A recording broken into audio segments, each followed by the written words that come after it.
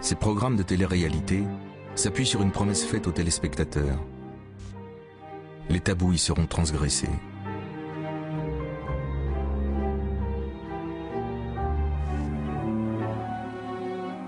Ces émissions-là transgressent quelque chose. Parce que l'homme est un être transgressif. Ce qui fait que l'homme évolue, que les sociétés ont évolué, que le monde s'est modernisé, que la civilisation s'est développée, c'est qu'il y a des transgresseurs, bien entendu. Sans transgression, il n'y a pas d'humanité. L'humanité est transgressive. En même temps, le rapport à la transgression, c'est comme le rapport au feu. C'est-à-dire qu'on a besoin du feu, mais le feu peut nous détruire. Cette télévision pulsionnelle est encore balbutiante. Mais à la suite de bouleversements politico-économiques considérables, elle va s'imposer comme un genre dominant l'offre de programmes.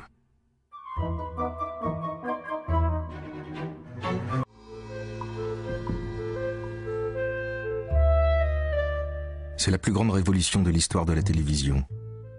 En moins de 3 ans, les chaînes commerciales dominent le paysage audiovisuel français. La conception même du média en est bouleversée à jamais. Les donneurs d'ordre ne sont plus des pouvoirs publics, mais des pouvoirs actionnariaux. Leur préoccupation est radicalement différente.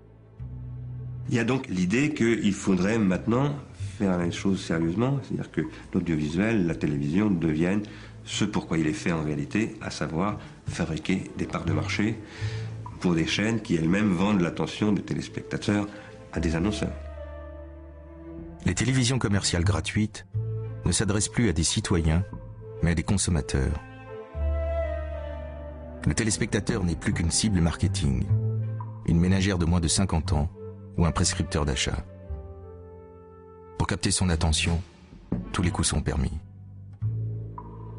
À partir du moment où la télévision est privatisée et où donc elle devient concurrentielle, où donc sa règle maintenant c'est d'augmenter ses parts de marché, hein. Point, c'est tout. C'est la seule chose qui compte. En essayant évidemment de ne pas franchir un certain nombre de limites que la société ne supporterait pas. Mais à partir de là, tous ces scrupules qui pouvaient éventuellement encadrer, la mise en scène du psychique, hein, tombent.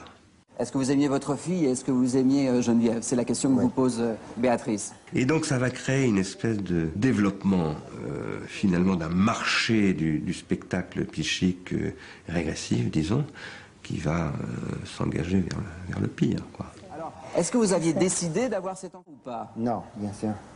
Non. C'était un accident et comme on était un peu jeune, on n'avait pas prévu que ça pourrait arriver. Oui, mais ça vous a fait plaisir ou pas que Béatrice naisse? Pour être honnête, non, c'était plutôt un choc qu'un plaisir. L'avalanche de reality show rend encore plus spectaculaire la transgression. L'exposition de l'intime sert à mettre en scène le conflit familial et ce qui en découle, l'humiliation. Les penchants les plus scabreux et les plus régressifs, les plus grégaires chez les téléspectateurs qui sont une foule. C'est d'ailleurs un des aspects très particuliers de la télévision, très difficile à analyser, c'est qu'à la fois ils sont seuls et néanmoins ils constituent une foule. Et ils sont seuls, ils vivent leur solitude et ils en souffrent, et ils savent néanmoins qu'ils sont des millions à être seuls ensemble.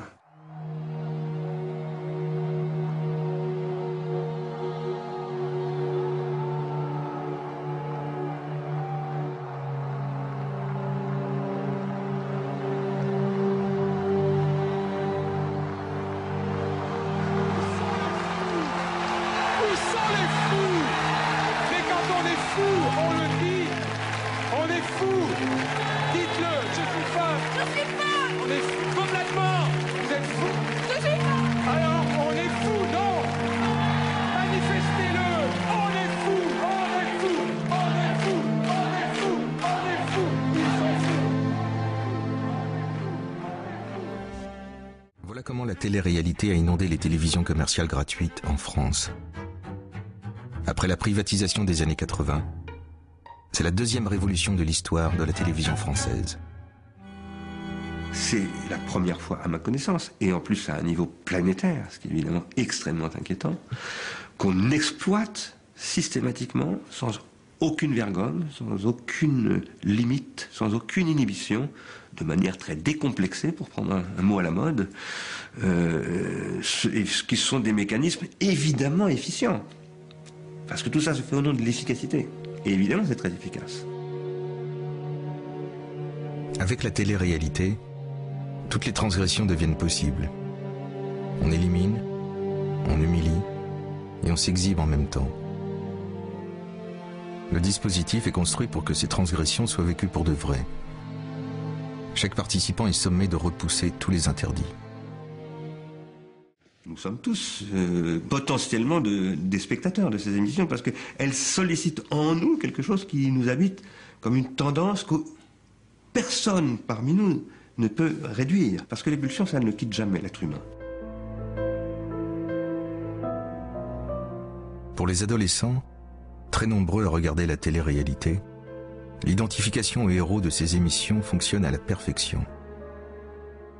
Les passages à l'acte des candidats, estampillés du fameux « vu à la télé », deviennent pour eux des normes valables, des faits et gestes parfaitement imitables. Un être humain, normalement, n'exprime pas ses pulsions.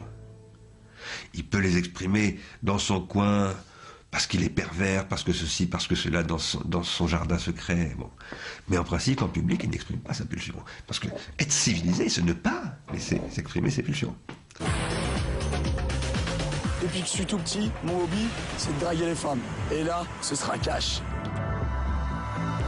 Petit message pour le futur cocu, qu'il mette les affaires de son ex-femme dans une malle et je passe les prendre de retour à Paris.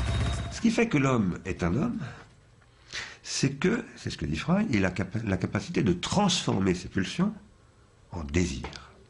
C'est-à-dire qu'il a la capacité de différer la satisfaction de ses pulsions et, au lieu de satisfaire ses pulsions de manière égoïste, de, au contraire, transformer sa pulsion en un désir qui va devenir un investissement social. Par exemple, il a fondé une famille. Il désire sexuellement une femme, mais au lieu de lui sauter dessus et de la consommer sur place, il va lui faire la cour, il a demandé en mariage, il a fondé une famille, etc., etc.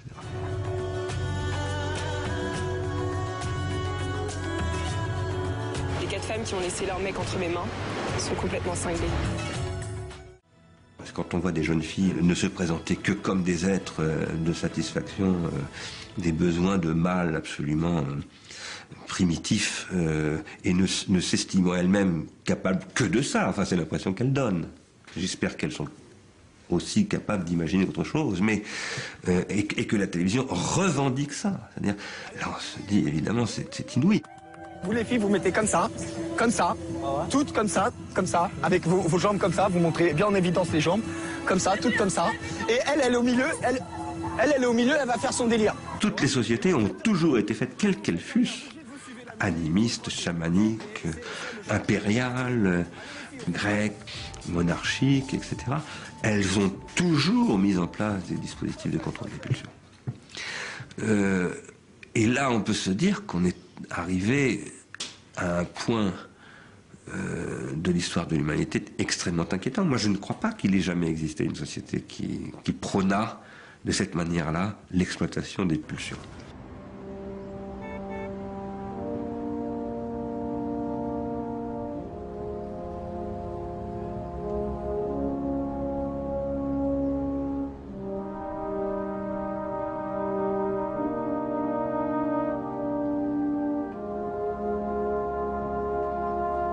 Si les chaînes commerciales ont décidé d'exciter toutes les tendances pulsionnelles de l'individu, ce n'est évidemment pas par simple perversion. C'est parce qu'elles ont enfin trouvé le moyen d'atteindre les cerveaux humains, là où leurs intérêts financiers les conduisent.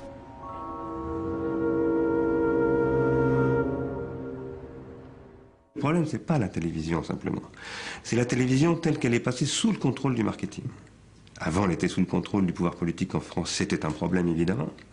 Mais aujourd'hui, elle est sous le contrôle des prescripteurs de comportement, que sont les publicitaires, Et ce que visent les publicitaires, c'est essentiellement, selon des théories qui viennent du marketing américain, d'ailleurs de ce qu'on appelle la lifetime value, ça vise à fidéliser des consommateurs à des marques, à des modèles comportementaux, pour pouvoir contrôler leur comportement et leur pouvoir d'achat le plus longtemps possible. Quand Patrick Lelay, en 2004, dit ce que TF1 vend à Coca-Cola, c'est du temps de cerveau humain disponible, effectivement, il change la donne. C'est-à-dire que pour la première fois, le patron d'une grande chaîne de télévision, qui est la chaîne principale en France et en Europe à ce moment-là, va admettre que la logique économique prime sur une logique culturelle, qui apparaît donc après coup comme pseudo-culturelle et étant juste un prétexte pour remplir d'argent les poches de la régie publicitaire.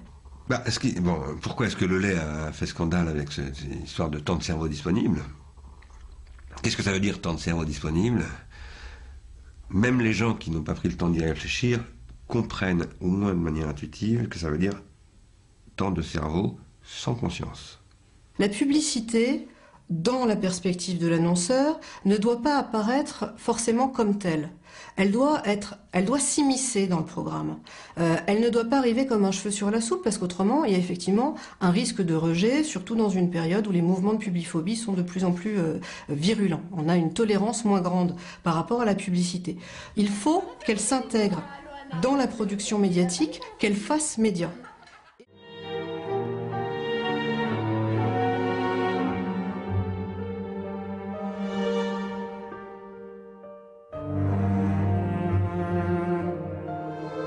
Dès lors que la télévision brise le respect de l'intégrité physique, dès lors qu'elle nous repense, nous refabrique, elle se rapproche de l'ultime transgression. En 1920, Freud découvre que un être humain est constitué par deux types de pulsions. Il y a deux grandes catégories de pulsions, ce qu'il appelle les pulsions de vie et les pulsions de mort. Les pulsions de vie, c'est des pulsions érotiques, c'est des pulsions qui cherchent à s'unir à l'autre et finalement à engendrer du vivant.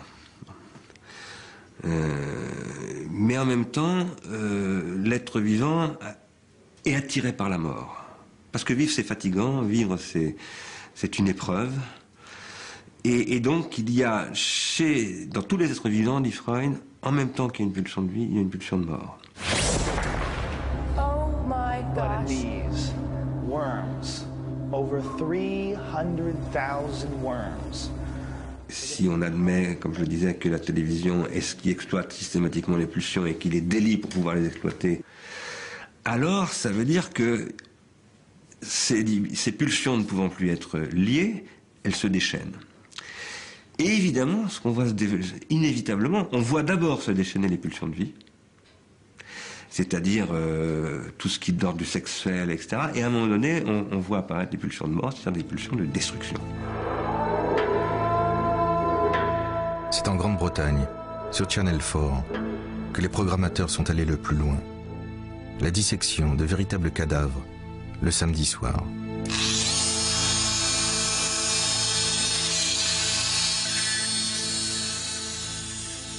Ces pratiques d'exploitation de la mise en scène de la mort à la télévision, qui sont alors là véritablement horrifiques, on aurait dit il y a encore très peu de temps diabolique, hein, c'était quelque chose qui avait à faire avec le diabolique. Elles trouvent leur terrain à la fois dans la satisfaction de la pulsion de mort dont je parlais tout à l'heure, mais en même temps dans la nécessité de mettre en scène, parce qu'il faut mettre en scène la mort. Une civilisation met toujours la mort en scène, d'une manière ou d'une autre. Et là, elle le fait en l'exploitant commercialement. C'est une mise en scène totalement commerciale, tout comme la marchandise est mise en scène dans les galeries marchandes, et évidemment au service de, en quelque sorte, le contraire de ce pourquoi est faite en principe la mise en scène de la mort, à savoir le respect de la mort. Début 2010, Channel 4 a lancé un appel à candidature. Elle recherche un malade, en phase terminale, pour le filmer, jusqu'à sa momification. Ce que les gens qui exploitent ça sont en train de faire, c'est qu'ils sont en train de détruire la société. Ils sont en train de détruire toute confiance. Ils sont en train de détruire les relations entre les individus, entre les parents et les enfants, donc tous les modèles d'autorité. Ils produisent de l'incontrôlable, ils produisent ce que j'ai appelé dans un livre des individus désaffectés. qui produisent de la guerre civile.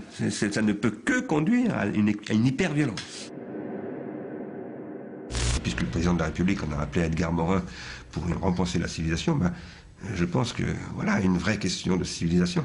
Est-ce qu'il faut laisser aujourd'hui la télévision continuer à exploiter la pulsion comme un automatisme qui conduit au crime, et qui est la vraie question de l'identité perdue? Parce que si les Français ont le sentiment d'avoir perdu leur identité, c'est pas du tout à cause des Maghrébins ou des Africains ou des Asiatiques qui s'installent en France. C'est parce que le marketing les a privés de leur culture. C'est parce que les parents n'ont plus de rapport à leurs enfants.